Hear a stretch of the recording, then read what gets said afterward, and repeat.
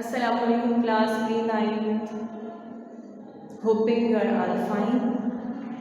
आज का हम लेसन स्टार्ट करते हैं डेटेड 8 जून 2020 मंडे।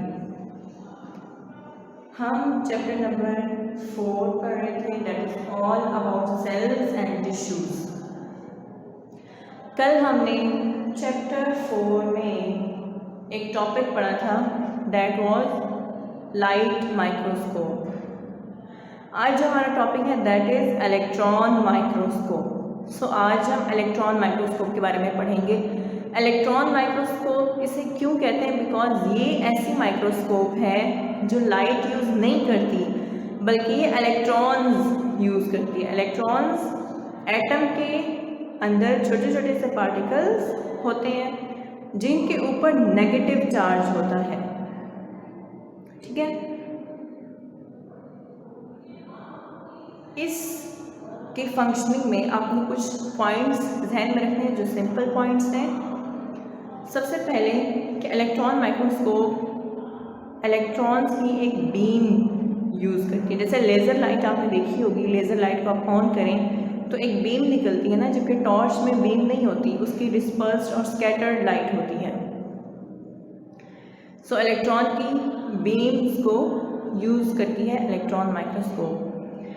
ये इलेक्ट्रॉन्स जो भी हमने ऑब्जेक्ट रखा हुआ है या स्पेसिमन रखा हुआ है जिसको हम देखना चाहते हैं, फॉर एग्जांपल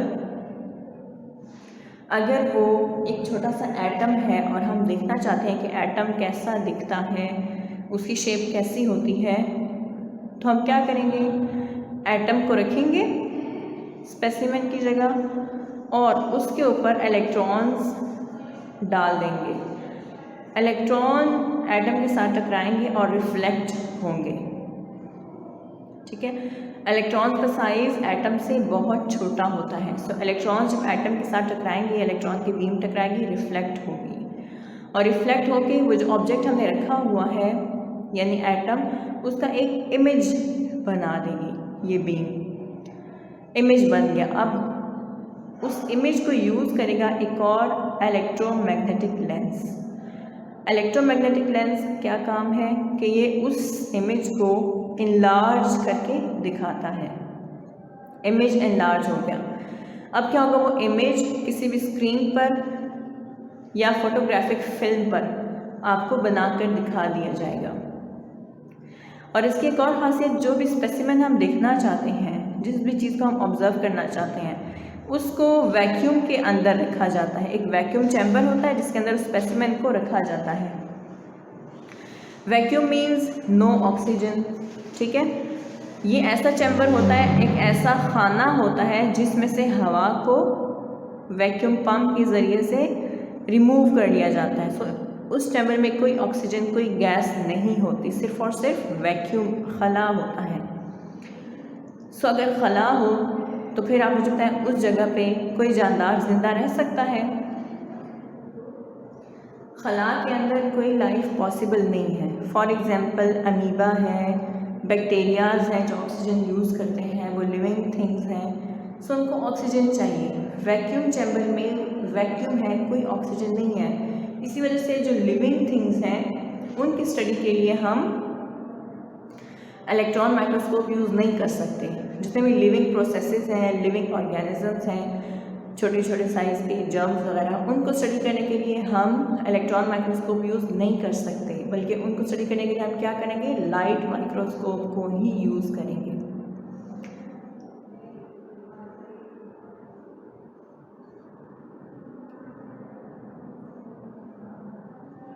फिर कुछ और इम्पॉर्टेंट चीज़ें जो आपने याद रखनी है, आपने हमेशा, चाहे लाइट माइक्रोस्कोप हो या इलेक्ट्रॉन माइक्रोस्कोप हो, आपको रिजॉल्विंग पावर का पता होना चाहिए कि उसकी रिजॉल्विंग पावर क्या है। इलेक्ट्रॉन माइक्रोस्कोप की रिजॉल्विंग पावर मींस दो पॉइंट्स के दरमियान कितना कम डिस्टेंस होगा कि जहाँ तक वो हमें उन दो पॉइंट्स को सेपरेट करके दिखा सकता है।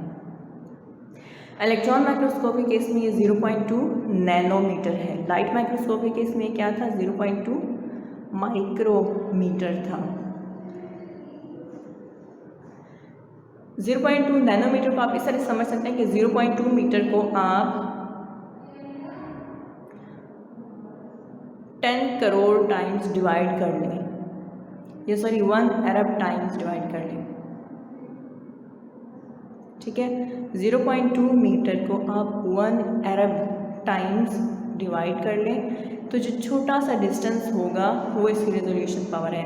अगर इससे डिस्टेंस कम हो जाए दो पॉइंट्स के दरमियान तो फिर इलेक्ट्रॉन माइक्रोस्कोप उसको सेपरेट करके नहीं दिखा सकता, वो उसको एक ही पॉइंट दिखाएगा। फिर इसकी मैग्नीफिकेशन पावर लाइट माइक्रोस्कोप की कितनी थी?